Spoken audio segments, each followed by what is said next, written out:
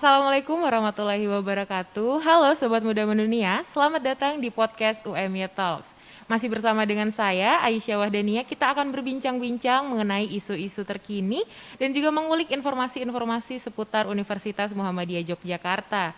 Dan untuk episode kedua ini, kita akan berbincang mengenai new normal. Dan pastinya istilah ini sudah tidak asing dong di telinga Sobat Muda Mendunia. Untuk itu, untuk mengetahui lebih dalam mengenai new normal ini, telah hadir bersama dengan saya, Dr. April Imam Prabowo, tim Satgas COVID-19 UMY, sekaligus dokter pakar bidang kesehatan keluarga dan kesehatan global. Assalamualaikum dokter. Waalaikumsalam, Selamat pagi. Mbak Apa kabarnya dok? Baik. Mbak Ais gimana? Alhamdulillah. Iya saya juga baik dok. Sehat, bugar? Alhamdulillah. Masa pandemi harus tetap fit ya dok ya. Alhamdulillah. Nah, makasih ya undangannya, saya boleh ngobrol iya. di sini. Dok, berbicara tentang new normal nih. Pendek pengetahuan saya, new normal ini adalah sebuah istilah untuk yang diciptakan atau mungkin dikeluarkan pemerintah sebagai kalau bisa dibilang sugesti ya dok, biar kita terbiasa dalam tanda kutip menghadapi masa pandemi ini. Namun ada satu hal yang menjadi pertanyaan saya dan juga mungkin Sobat Muda Mendunia ya dok ya.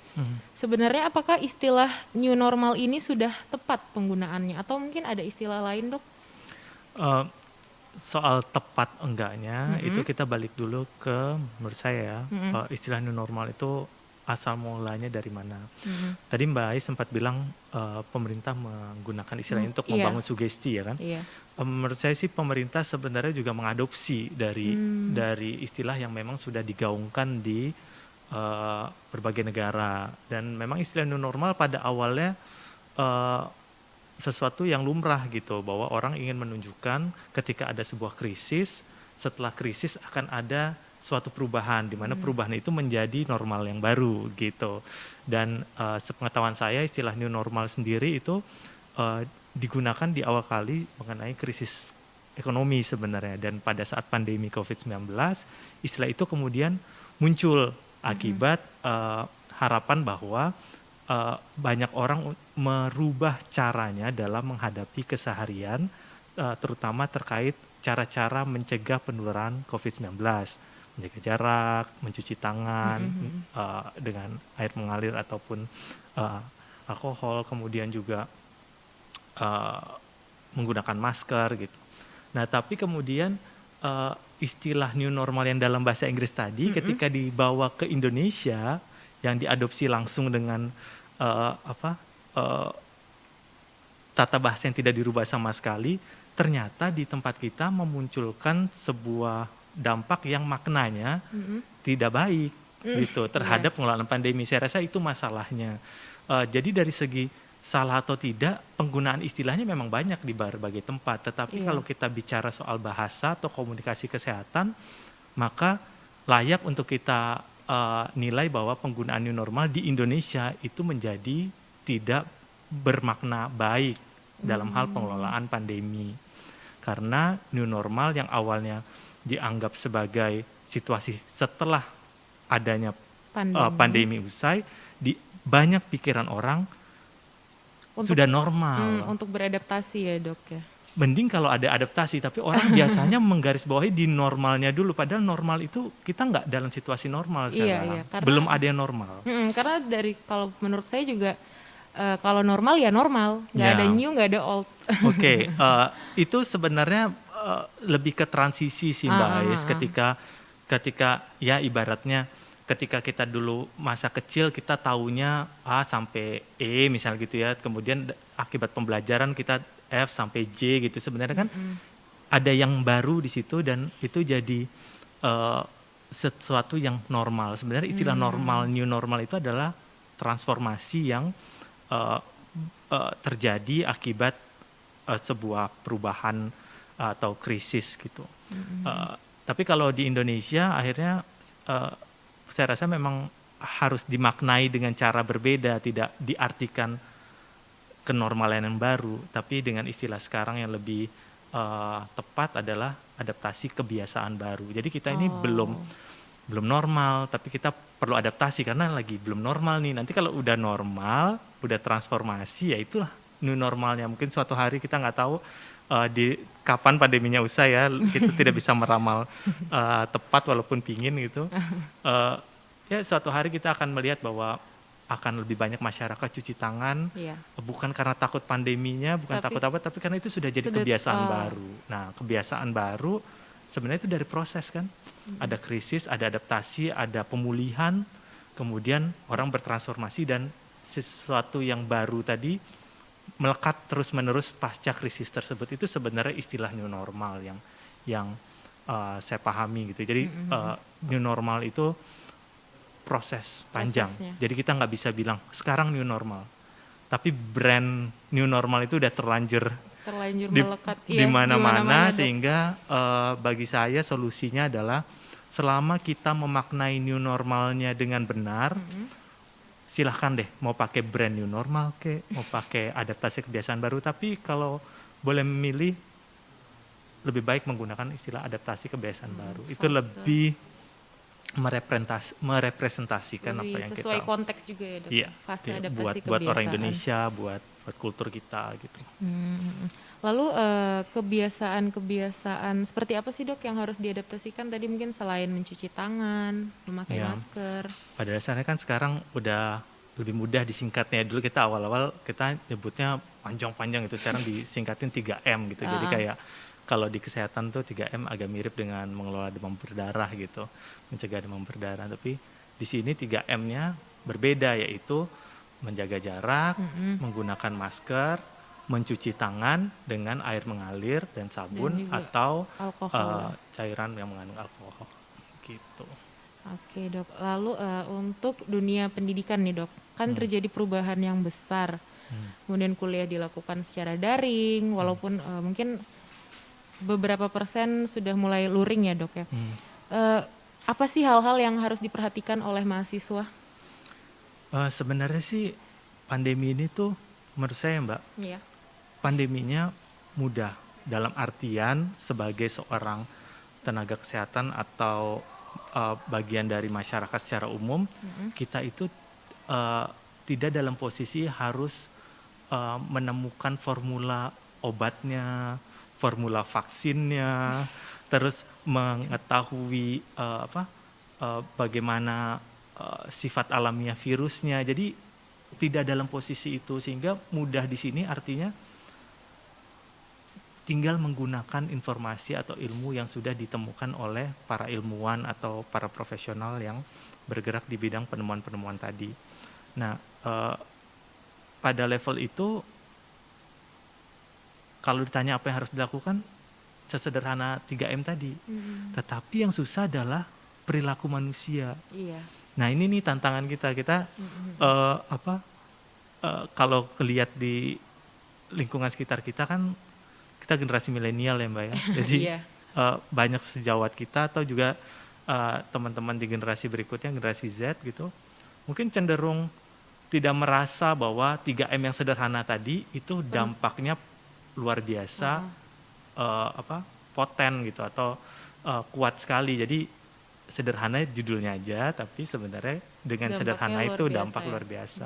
Apalagi ini kan, Dok, sebagai mahasiswa itu gaya hidupnya tidak terlepas dari nongkrong, Iya. kumpul-kumpul, atau mungkin kayak sekedar ke coffee shop duduk. Nah, Iya. itu kan sebuah gaya hidup ya, Dok ya. Kemudian dalam menghadapi ini sebenarnya kalau menurut dokter gimana? Karena kalau saya juga jujur melihat di sekitar masih banyak kafe-kafe yang buka, yang ramai, kemudian ada beberapa yang tidak memakai masker, bahkan tidak ada social distancing. Itu kalau menurut dokter seperti apa? Memang kalau itu kayaknya balik ke hukum supply and demand ya Mbak ya. Jadi kita mulai dari demand-nya dulu deh gitu.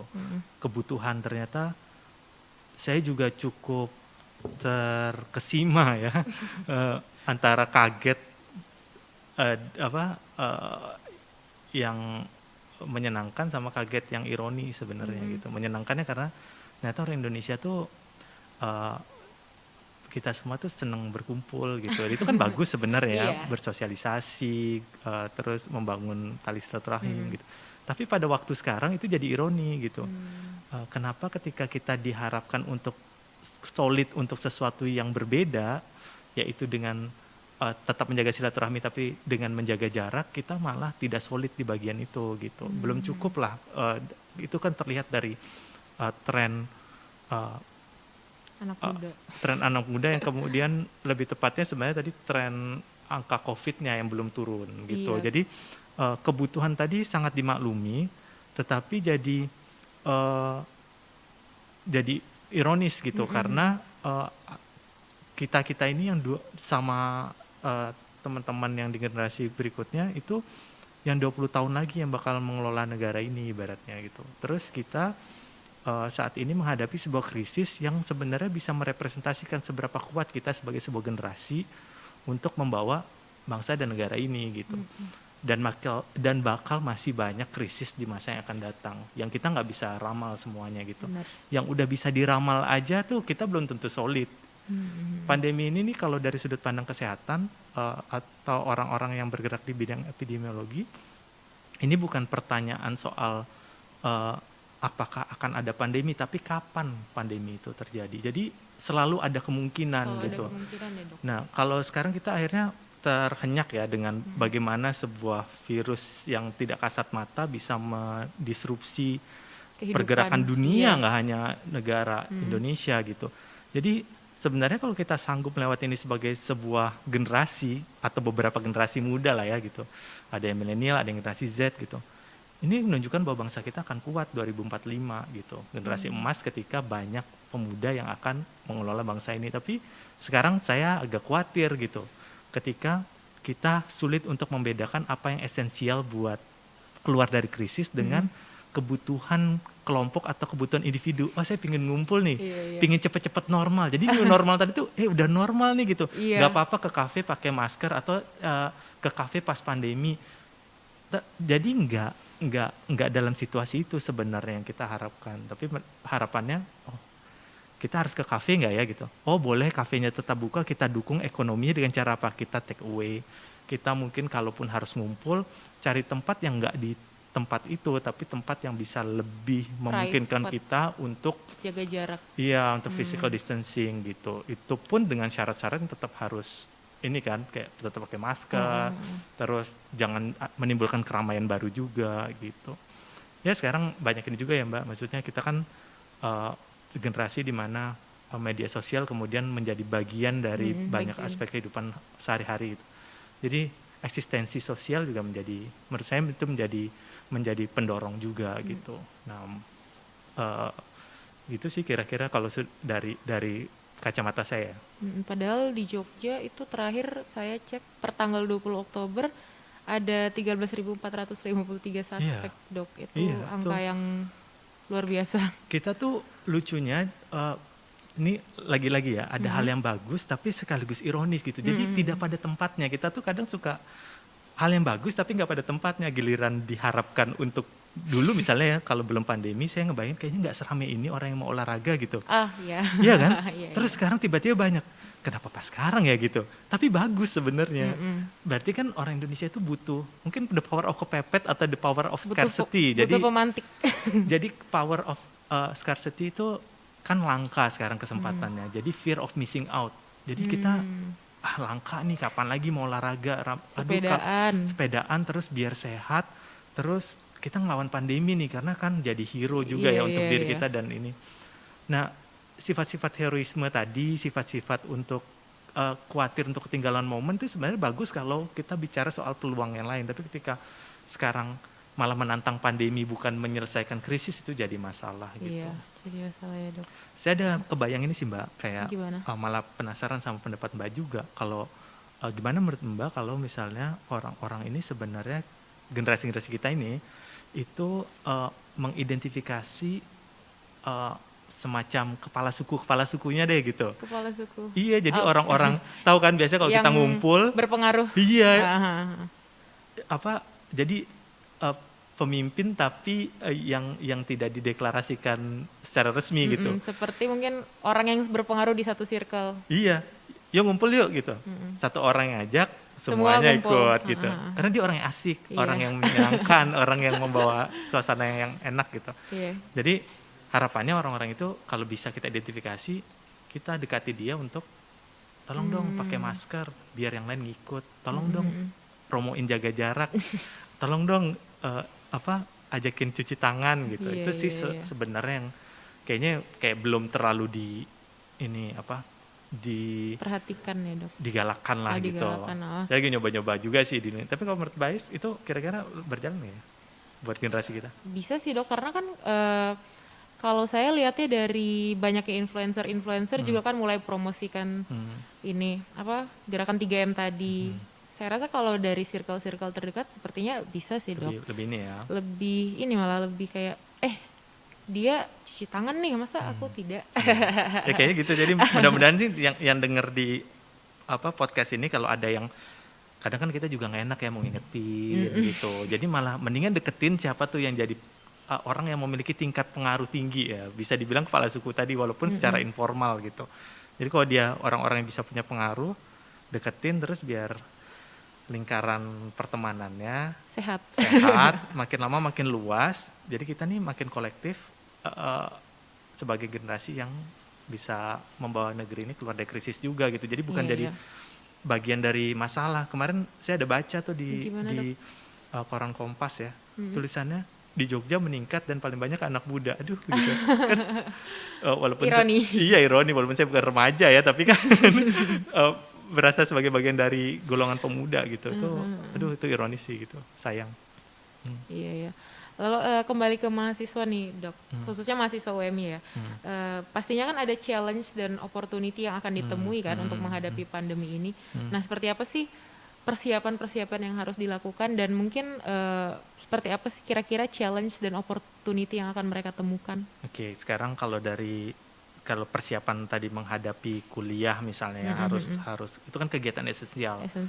Dan itu pun udah dibantu oleh pemegang kebijakan akademik maupun infrastruktur di UMI untuk disiapkan semua. Karena menjadi sehat itu nggak cuma karena satu faktor. Ada faktor individu, ada faktor lingkungan, ada infrastruktur juga gitu, dan banyak macamnya kebijakan segala macam. Nah, akhirnya kan jadi perannya mahasiswanya nih ya. Sekarang kita fokus ke generasi mahasiswanya itu mendukungnya. Yang pertama, kalau memang semangat buat kuliah dan melihat ini sebagai peluang, ya akhirnya saya bisa keluar dari gua di rumah gitu, atau saya sarang di rumah gitu ya. Siapin semua kebutuhan tadi. Gimana kalau misalnya harus cuci tangan rutin, sini udah ada cuci tangan, tapi tentu kan kita perlu sediakan juga hand sanitizer misalnya gitu. Terus masker kain. Waktu penggunaannya 4 jam optimal harus ganti. Tapi kita kadang makan, sholat gitu. Itu otomatis kan membuka, dan kalau buka tutup itu sebenarnya dari segi pengendalian infeksi itu nggak bagus gitu. Jadi untuk meningkatkan peluang kita agar tidak terinfeksi, selain dengan cara pakai yang benar, ya kalau udah dilepas sebaiknya ganti yang baru. Jadi paling nggak kita punya stok berapa. Kalau satu hari di area kampus sholatnya 2 kali gitu, otomatis udah harus ganti 3 dong. 3 kali. Pergi berangkat ya kan kampus, terus sesudah sholat. Iya. Sholat lagi. Sholat terus sampai berikutnya lagi, jadi 3. Terus itu belum sama makan, ya kan? Kalau misalnya dia makan dibuka maskernya kan pasti gitu ya. Jadi itu harus diganti juga. Jadi itu mesti persiapan. Terus tisu kalau buat bersihin habis cuci tangan, buat ngeringin tangan. Jaga jarak sih memang paling sulit tuh sekarang kayaknya. Dijaga jaraknya, karena dan ini dari latar belakang manapun. Saya mengalami bahwa di mahasiswa kedokteran kesehatan belum tentu lebih mudah dibanding yang lain. Jadi kita bicara soal orang dari berbagai latar belakang. Itu yang paling utama siapannya. Terus peluangnya, nah ngomongin peluang nih, saya lebih ngerasa peluangnya justru kita harus melihat sebagai ini kampus nih sebenarnya kan namanya juga perguruan tinggi ya. Ini kayak tempat untuk kecendikiawanan gitu. Jadi kalau misalnya ada masalah, gimana kita bisa jadi bagian dari pembuatan solusi gitu. Jadi kalau ngelihat misalnya sekarang, ada kesulitan nih untuk orang jaga jarak, gimana caranya kalau yang mau pakai pendekatan kesehatan publik, bikin strategi-strategi kegiatan kemasyarakatan gitu.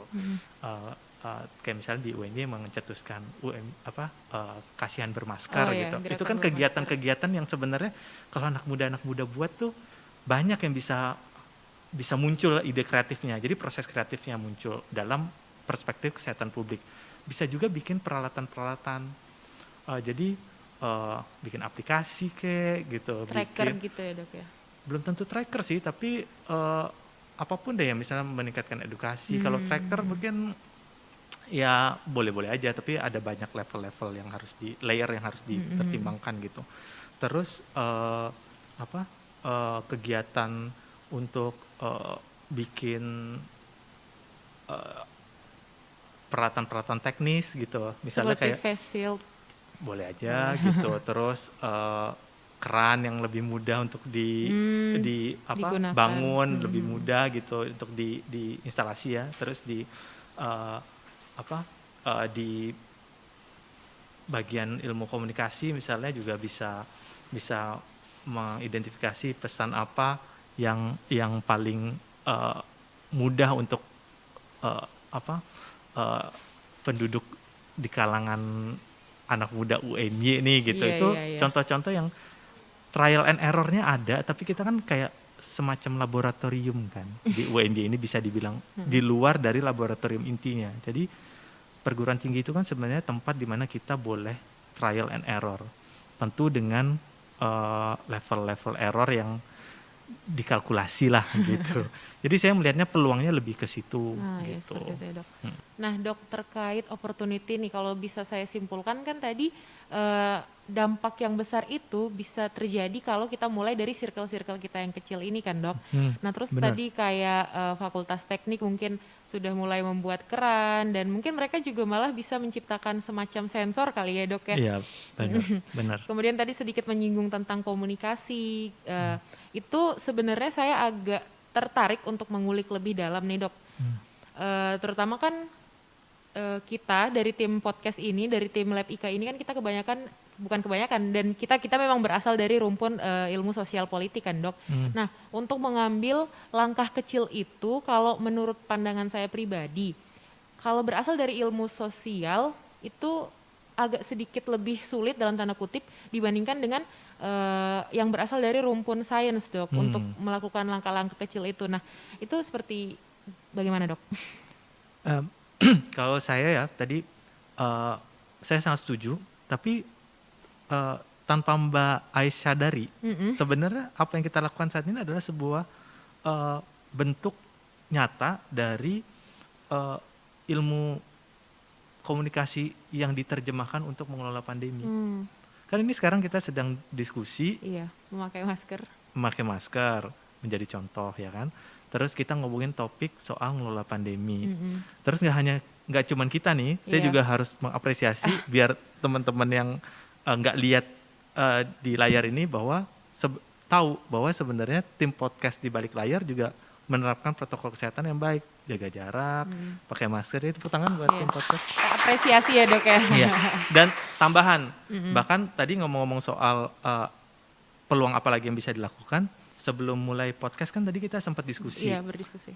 Sama tim podcast ini, ada hasil observasi ya, dan juga ada latar belakang ilmiahnya juga bahwa rata-rata orang Indonesia katanya ya kan, itu lebih mudah untuk melakukan sebuah perubahan gaya hidup atau melakukan sesuatu yang direkomendasikan kalau basis ajakannya itu dibarengi dengan reward ketimbang dengan sanksi atau punishment.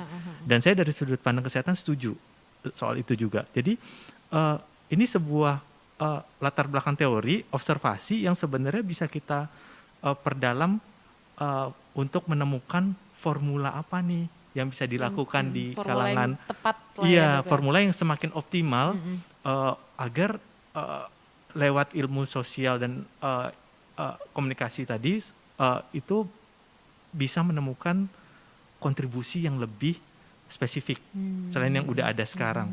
Jadi reward. Iya, gimana ya caranya supaya orang-orang yang sudah punya panggilan untuk melakukan protokol kesehatan yang baik, mengajak orang untuk berkegiatan dengan menerapkan protokol tadi, menjadi agent of change di lingkungan terkecilnya, itu Iya, justru iya, bisa iya. diidentifikasi. Jadi kita tidak hanya melihat sebuah pencapaian yang besar, tapi mengidentifikasi dari yang kecil-kecil. Nah mungkin lewat platform ini, ada platform website UMY, ada platform iklan layanan masyarakat yang bisa dibuat oleh tim Ilkom juga tadi katanya kita sempat diskusi bahwa media apa aja sih yang bisa diproduksi di sini gitu ya. Ada podcast, ada Iklan, desain, iklan, advertising. macam-macam ya. Jadi bahkan ngomongin tadi soal ide kreatif juga kan kampanye sosial juga bisa gitu. Jadi kita sekarang mungkin perlu menggerakkan bahwa dalam konteks ambil bagian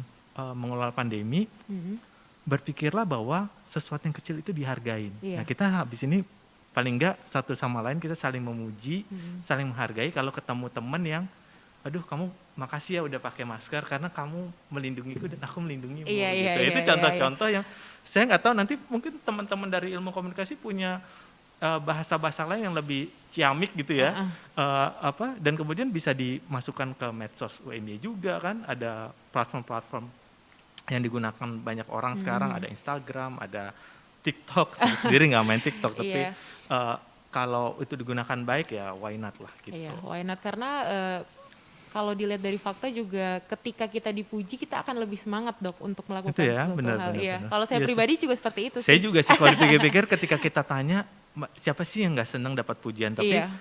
memang akhirnya kita harus lebih kayak memastikan bahwa pujian itu nggak buat kita terlena, tapi semakin kita menyadari bahwa yang kita lakukan ini penting.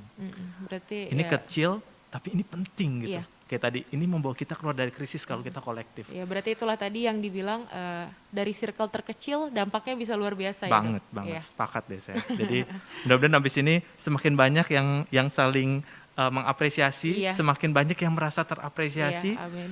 Apapun yang kita lakukan itu nggak kecil. Itu kecil bagi kita, tapi kalau Dampaknya luar dampaknya biasa. luar biasa. Gitu.